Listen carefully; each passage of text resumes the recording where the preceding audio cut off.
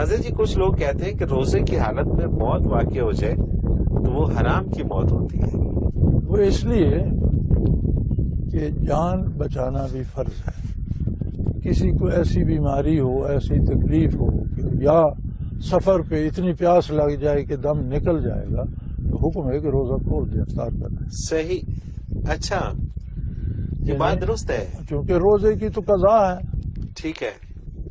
افطار کر لے گا تو رمضان کے بعد ایک روزہ پھر رکھ لے گا، مجبوری کی، ٹھیک ہے، بیماری سے کیا. بالکل صحیح. اور اگر ضد کرتا ہے کہ افطار نہیں کروں گا اور مر جاتا ہے تو یہ تو اس نے اللہ کی نافرمانی کی.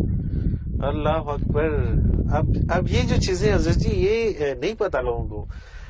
اب وہ ایک مرنے والا جو اس پہ قائم ہے کہ نہیں میں نے افطاری تک کچھ نہیں کھانا. روزہ تو اللہ کا حکم ہے. بے شک اللہ نے یہ حکم بھی دیا ہے کہ کسی کو مرض آ جاتا ہے، کسی کو تکلیف ہو جاتی ہے، وہ سمجھے کہ اس سے زیادہ پیاس برداشت نہیں کر سکتا، میں مر جاؤں گا، روزہ افطار کروں. صحیح. یعنی کہ جب موت واقع ہونے لگے یا موت کا خطرہ ہو تو پھر تو روزہ افطار کر دے. پھر نہ کرنا جو ہے یہ زیادہ یہ بھی نافرمانی ہو گئی. یہ نافرمانی ہو گئی. کیونکہ عبادت وہ عبادت ہے جس کام کے کرنے کا اللہ نے حکم دیا. آپ خود سے تجویز نہیں کر سکتے کہ یہ میں کام کر رہا ہوں یہ عبادت. اللہ نے تو حکم دیا کہ اگر موت کا اندیشہ ہے تو روزہ افطار کر دو.